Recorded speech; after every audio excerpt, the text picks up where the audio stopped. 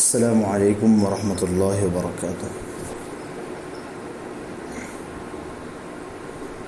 بسم اللہ الرحمن الرحیم۔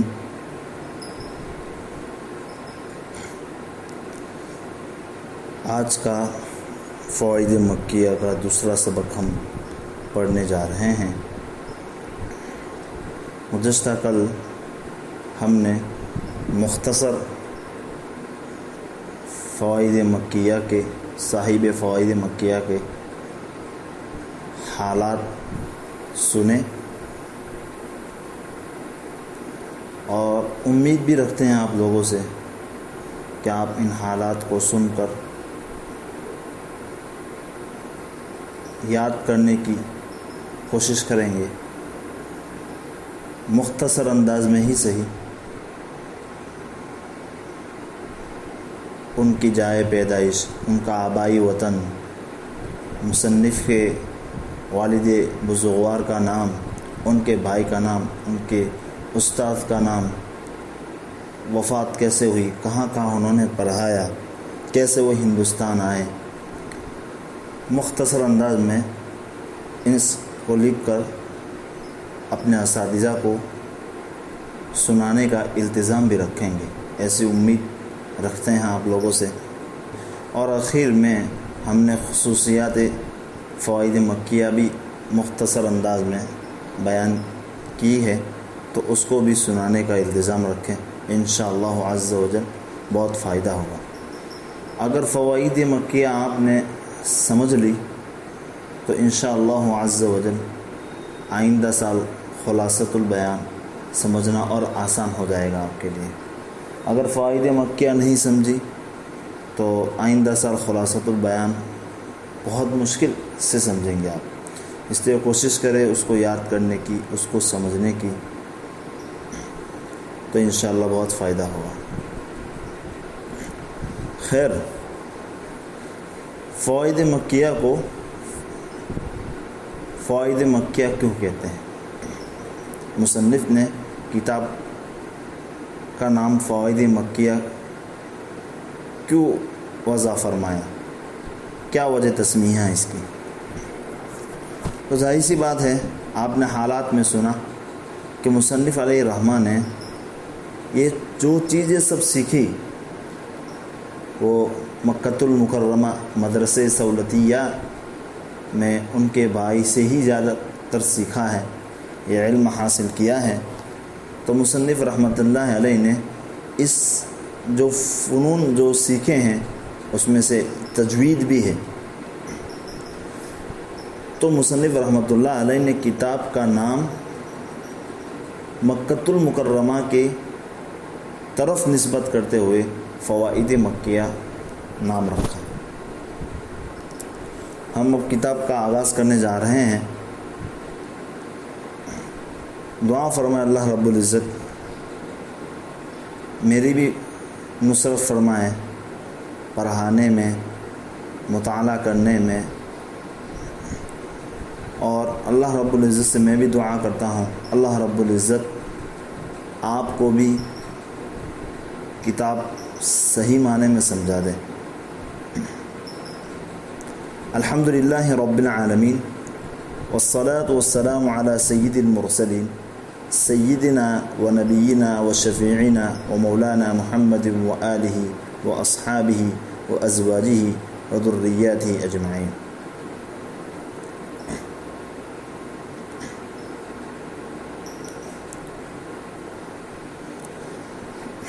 دیکھیے، مصنف رحمۃ اللہ علیہ نے کتاب کی ابتدا و انتہا حمد و ثناء سے کی، دیگر مصنفین کی طرح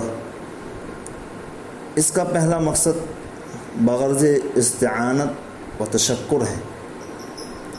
دوسرا مقصد ارشاد نبوی صلی اللہ علیہ وسلم کل امر ذی بال لم یبدأ بسم اللہ فہو اخطأ پر عمل کرتے ہوئے۔ یہ تقریر تو آپ اپنے اساتذہ سے سنتے ہی رہتے ہیں کہ کوئی بھی کام چھوٹا ہو یا بڑا ہو، اگر وہ بغیر بسم اللہ کے شروع کیا جاتا ہے تو وہ 2 حال سے خالی نہیں. اگر کوئی کام لکھ رہے ہیں جی، اگر کوئی کام بغیر بسم اللہ کے شروع کیا جائے تو وہ 2 حال سے خالی نہیں. ایک، یا تو وہ کام ادھورا رہتا ہے، ناقص رہتا ہے، یا تو پھر اس میں برکت نہیں ہوتی. اگر مکمل ہو جائے، تام ہو جائے تو اس کام میں برکت نہیں رہتی. تو اس لیے دیکھیے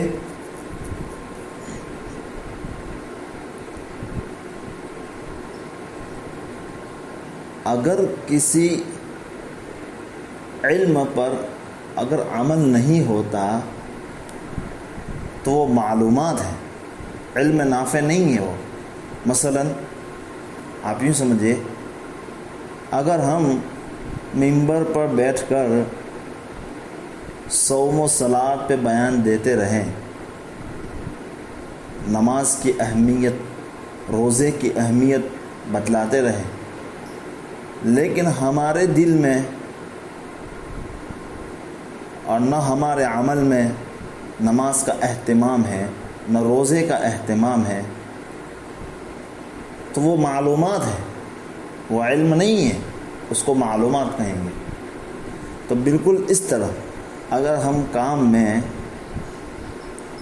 ہر کام میں چھوٹا ہو یا بڑا، بسم اللہ نہیں پڑھتے تو یاد رکھیں ہم نے صرف درسگاہ میں یہ معلومات حاصل کی ہوئی ہے،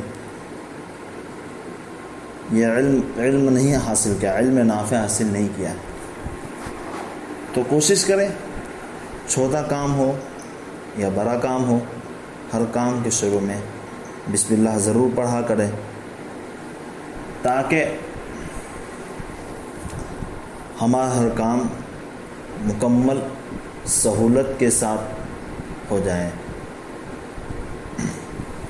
اور اس میں برکت بھی ہو. ایک پہلا مقصد ہم نے بیان کیا مصنف کا، بغرض استعانت و تشکر. دوسرا مقصد بیان کیا ارشاد نبی صلی اللہ علیہ وسلم، کل امر ذی بال لم یبدأ ببسم اللہ الرحمن الرحیم فهو اخطأ، اس پر عمل کرتے ہوئے. تیسرا مقصد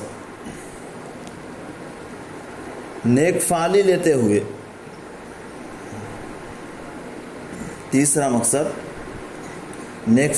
ہوئے، کہ درمیان کتاب میں بھی نصرت خداوندی شامل حال ہو. یہ مصنف علیہ الرحمہ نے جو بسملہ اور حمد و صلات کے ساتھ جو آغاز کیا، تو اس کے 3 مقاصد ہم نے آپ کو بتائے. اب مقدمہ شروع کرتے ہیں. جاننا چاہیے کہ قرآن مجید کو قواعد تجوید سے پڑھنا نہایت ہی ضروری ہے. دیکھیے اگر آپ کتاب دیکھیں گے تو تجوید کا حکم لکھا ہوا ہے. اصل میں یہ مصنف رحمۃ اللہ علیہ کی عبارت نہیں ہے، یہ بعد میں آنے والے لوگوں نے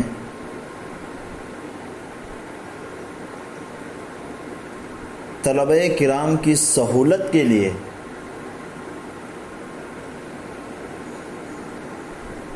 یہ تجوید کا حکم لکھا، تاکہ طلبہ سمجھ جائے اس چیز سے کہ بھائی یہاں اس عبارت سے مصنف رحمۃ اللہ علیہ تجوید کا حکم بیان کر رہے ہیں، اور یہ مصنف کی عبارت نہیں ہے. خیر، تو یہاں سے سب سے پہلے مصنف رحمۃ اللہ علیہ تجوید کا حکم بیان فرما رہے ہیں. چنانچہ علامہ جزری رحمۃ اللہ علیہ تجوید کا حکم بیان فرماتے ہوئے کہتے ہیں، والأخذ بالتجوید حتم لازم، تجوید کا حاصل کرنا نہایت ضروری ہے۔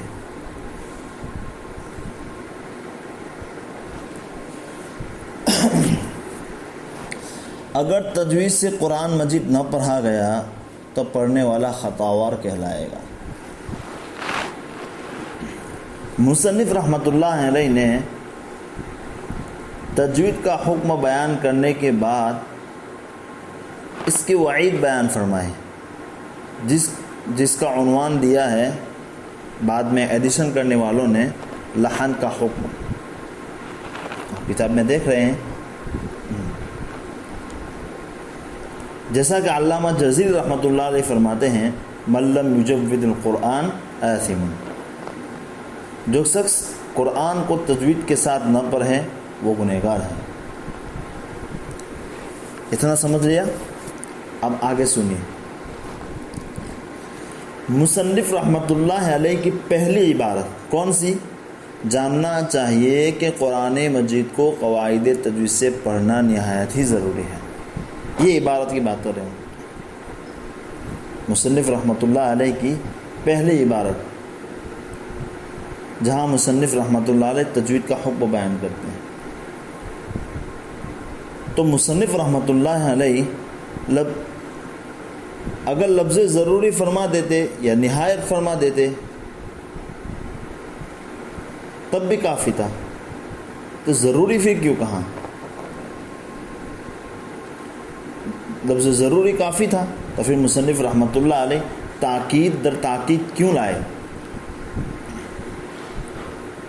تو یاد رہے لڑکوں، شریعت میں کوئی بھی امر ضروری اس وقت ہوتا ہے، شریعت میں کوئی بھی امر ضروری اس وقت ہوتا ہے جب کہ ادلہ اربعہ میں سے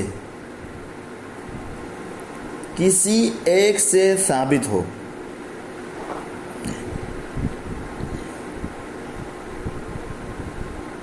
یہاں تو تجوید کی فرضیت ادلہ اربعہ سے ثابت ہے۔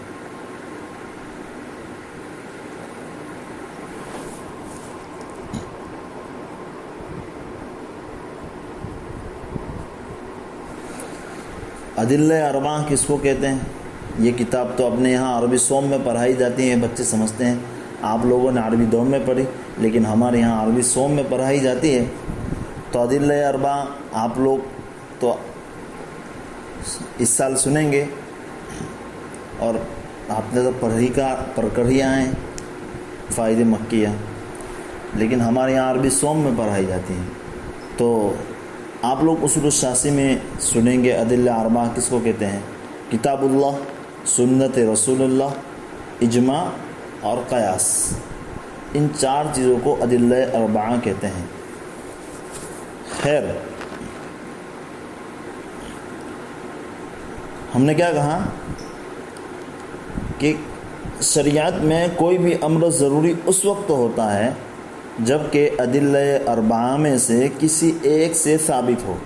یہاں تو تجوید کی فرضیت ادلہ اربعہ سے ثابت ہے، اور قرآن پاک میں ایک جگہ سے نہیں بلکہ جگہ جگہ سے ثابت ہے۔ اس لیے مصنف رحمۃ اللہ علیہ تاکید در تاکید لائے۔ ہم آپ کو کتاب اللہ سے، احادیث نبویہ صلی اللہ علیہ وسلم سے، اجماع اور قیاس سے ثابت بھی کر کے دکھائیں گے۔ اس لیے سب سے پہلے کتاب اللہ سے تجوید کا ثبوت دیکھ لیتے ہیں۔ ورتل القرآن ترتیلا، سورہ مزمل کی آیت ہے، یہ تو مشہور ہیں، آپ لوگ بھی کئی بار سنے ہوں گے۔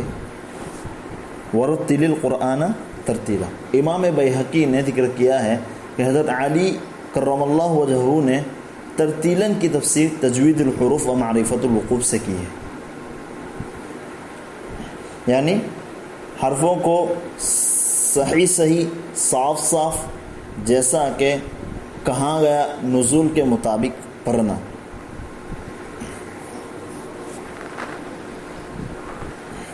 اور وقفوں کو پہچاننا، اوقاف کو پہچاننا، یہ حضرت علی کرم اللہ نے ورتل قرآن ترتیلاً کی تفسیر کی.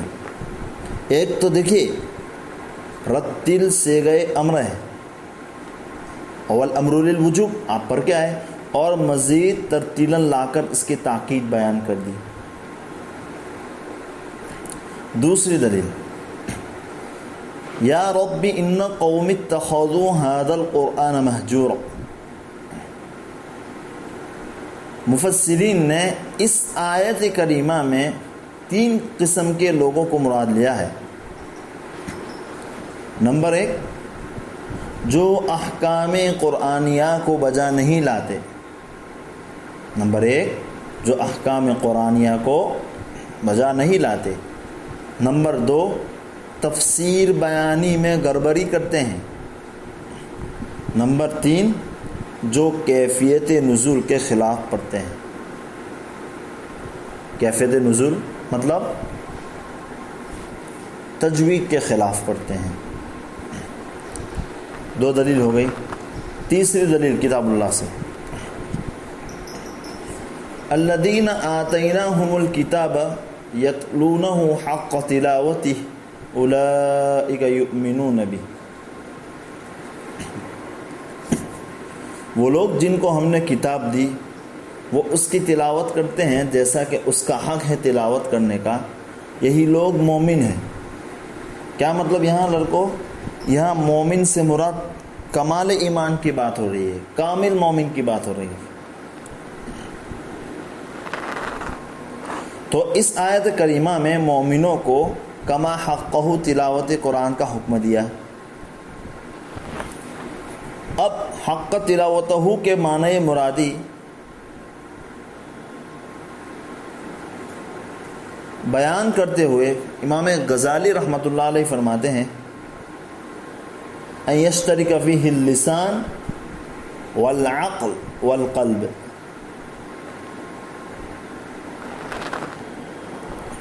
کیا مطلب؟ قلب کا کام حکم قرآن کو دل پر کندہ کر لینا ہے، لکھ لینا ہے، جگہ دینا ہے. یعنی قرآن نے جو ہمیں حکم دیا ہے اس کو اپنے دل میں جگہ لے کے اس پر عمل کرنا. یوں یہ دل کا کام ہے، ماننا اس کو. نمبر 2 عقل کا کام معنی قرآن میں غور و فکر کرنا ہے. نمبر 3 زبان کا کام ہر حرف کو اس کے مخرج سے ادا کرنا. زبان کا کام ہر حرف کو اس کے مخرج سے ادا کرنا، یعنی کیفیت نزول کے مطابق پڑھنا. یعنی کیفیت نزول کے مطابق پڑھنا.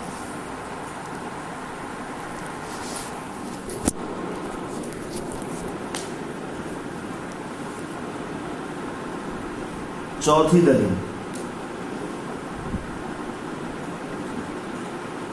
الحمدللہ انزل على عبده الكتاب ولم يجعل له عوجا.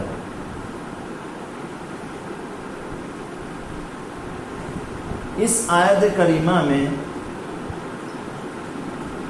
عوجن نکرہ تحت النفی ہے. کتب کے بچے آپ جانتے ہوں گے جب نکرہ تحت النفی واقع ہو تو وہ عموم کا فائدہ دیتا ہے. تو اس آیت کریمہ میں عوجن نکرہ تحت النفی واقع ہے جو مفید للعموم ہوتا ہے، عام فائدہ دیتا ہے. لہذا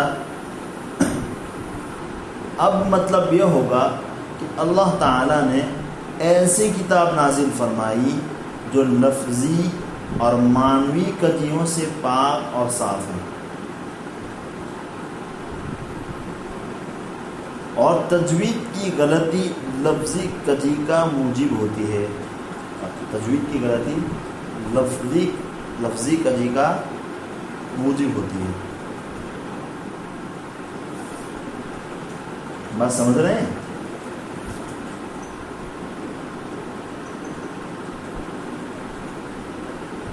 نہیں سمجھ رہے ہیں؟ چلیے 5ویں دلیل،